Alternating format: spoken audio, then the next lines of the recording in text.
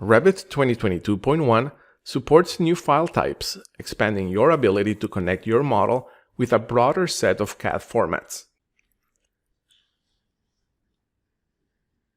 You can now import stereolithography models directly into Revit, making it easier to connect your documentation with computer-aided manufacturing and 3D printing workflows.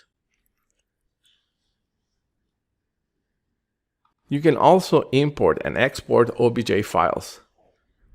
The OBJ format is a simple and open format that preserves both color and texture information, and it's the preferred format for precise, multicolor 3D printing.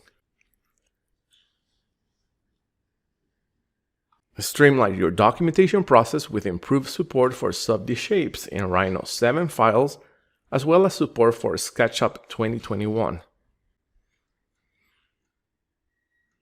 Enjoy improved interoperability with the new and expanded file format support in Revit 2022.1.